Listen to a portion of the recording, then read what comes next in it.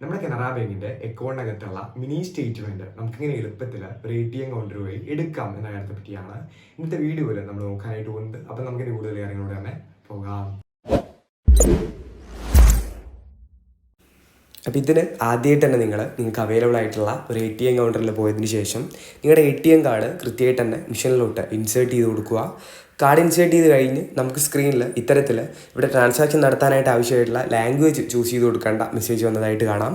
അപ്പോൾ അത് നിങ്ങളുടെ ആവശ്യാനുസരണം നിങ്ങൾക്ക് കൃത്യമായിട്ട് തന്നെ ഇവിടെ ചൂസ് ചെയ്ത് കൊടുക്കാനായിട്ട് കഴിയുന്നതാണ്.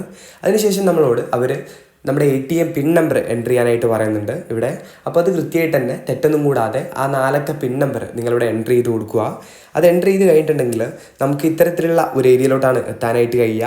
അപ്പോൾ ഇവിടെ നമുക്ക് ഇത്തരത്തിൽ ഒരുപാട് ഓപ്ഷൻസ് കാണാനായിട്ട് കഴിയും. നമുക്കിവിടെ നടത്താനായിട്ട് ഉദ്ദേശിക്കുന്ന ട്രാൻസാക്ഷൻ ഏതാണോ അതാണ് നമ്മളിവിടെ കൃത്യമായിട്ട് ചൂസ് ചെയ്ത് കൊടുക്കേണ്ടത്. നമ്മളിവിടെ ഇപ്പോൾ മിനി സ്റ്റേറ്റ്മെൻറ്റ് എടുക്കാനായിട്ടാണ് ഉദ്ദേശിക്കുന്നത്. അതുകൊണ്ട് തന്നെ റൈറ്റ് സൈഡിൽ ഏറ്റവും താഴെയായിട്ടുള്ള മിനി സ്റ്റേറ്റ്മെൻറ്റ് എന്നുള്ള ഏരിയയിൽ കൃത്യമായിട്ട് തന്നെ ടാപ്പ് ചെയ്ത് കൊടുക്കുകയാണ്.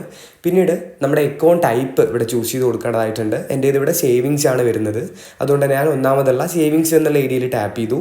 നിങ്ങളേത് എങ്ങനെയാണെന്നുണ്ടെങ്കിൽ അതേപോലെ തന്നെ ഇവിടെ സെലക്ട് ചെയ്ത് കൊടുക്കുക. പിന്നീട് നമ്മൾ കുറച്ചൊന്ന് വെയിറ്റ് ചെയ്യേണ്ടതായിട്ടുണ്ട്.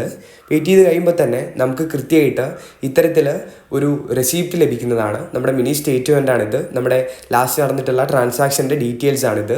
ഇതേപോലെ തന്നെ നമുക്ക് സ്ക്രീനിലും കൃത്യമായിട്ട് ഈ ഡീറ്റെയിൽസ് എഴുതി കാണിക്കുന്നത് കാണാം. അപ്പോൾ ഇത്തരത്തിൽ എളുപ്പത്തിൽ നമുക്ക് ഈ പ്രോസസ്സ് ഇവിടെ കംപ്ലീറ്റ് ചെയ്യാനായിട്ട് കഴിയും. നമ്മുടെ വീഡിയോ ഇത്ര മാത്രമേ ഉള്ളൂ. വീഡിയോ നിങ്ങൾക്ക് ഉപകാരപ്രദമാണെങ്കിൽ ഒന്ന് ലൈക്ക് ചെയ്ത് പോവുക. അതേപോലെ നമ്മുടെ ചാനൽ സബ്സ്ക്രൈബ് ചെയ്യുന്ന കാര്യം കൂടി ഒന്ന് പരിഗണിച്ച് പോവുക.